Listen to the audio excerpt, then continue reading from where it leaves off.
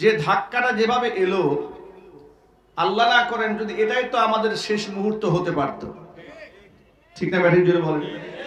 আমাদের বিল্ডিং থেকে লোকেরা দৌড়ে সব রাস্তায় বের হয়েছে, ছাত্ররা মাদ্রাসায় সব রাস্তায় বের হয়ে চলে এসেছে। এত একটা বিভৎস আওয়াজ হয়েছে, আবার এত জোরে ঝাঁকুনি মেরেছে। আমি জুমায় যাওয়ার জন্য গোসল করে মাত্র রেডি হচ্ছে। এই মুহূর্তে তো সকলের জন্য কত অপ্রস্তুত মানুষ আমরা তো সকলেই অপ্রস্তুত। আমরা দুনিয়া থেকে বিদায় হওয়ার প্রস্তুতি নিয়ে কেউ বসে নেই। দেখুন, এই ঝাঁকুনি আল্লাহর পক্ষ থেকে এসেছে এবং আল্লাহ রাব্বুল আলামিন মাঝে মাঝে আদম সন্তানকে দুনিয়াতে কিছুটা বিপদের সম্মুখীন করেন।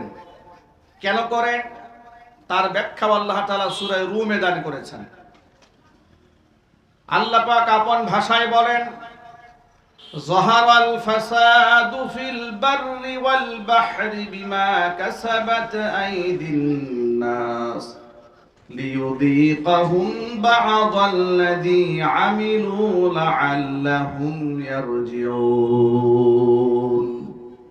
যাহারাল ফাসাদু ফিল বাররি ওয়াল বাহরি, জলে এবং স্থলে যে বিপর্যয় প্রকাশিত হয়, বিমা কাসাবাত আইদিন নাস, এটা মানুষের হাতের কর্মের কারণে হয়।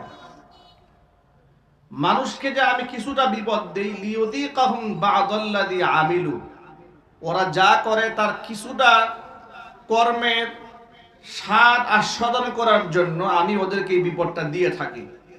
কেন? লাআল্লাহুম ইয়ারজিউন, যাতে করে ওরা ফিরে আসতে পারে। এই একটু ধাক্কা খেলে, একটু হুচট খেলে একটু আল্লাহর কথা মনে পড়ে, কৃতকর্মের কথা মনে পড়ে। যেমন আজকে আমার কাছে খুব মনে হচ্ছিল, এমন অনেক মানুষ তো ঠিক ওই মুহূর্তে ঝাঁকুনি খেয়েছে যারা আজকে ফজরের নামাজটা পড়েনি। শেষ বিদায়টা নামাজ ছাড়া বিদায় হয়ে যেত। এখনো পর্যন্ত অনেক মানুষের সাথে লেনা দেনা বাকি আছে, ধার কর্জ নিয়েছে, টাকা পরিশোধ করে নাই, পাওনা মিটায় নাই। এই অবস্থা থেকে যদি একটা মানুষ মরে যেত, কি অবস্থা হলো তাদের? আল্লাহর নবী সাল্লাল্লাহু আলাইহি ওয়াসাল্লাম এক ব্যক্তির জানাজার নামাজে হাজির হলেন। জানাজা পড়াবার পূর্বে উপস্থিত সাহাবীদেরকে জিজ্ঞেস করলেন, ও সাহাবীরা, যেই ব্যক্তির জানাজায় আমরা দাঁড়িয়েছি, এই ব্যক্তির সাথে কারো কোনো লেনা দেনা কি বাকি আছে নাকি, পাওনা বাকি আছে নাকি? জনৈক ব্যক্তি বলেন, হ্যাঁ, তার কিছু ঋণ আছে।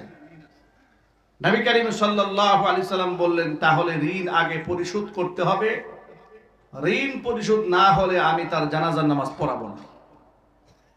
কথাটা একটু মনোযোগ সহকারে শুনবেন।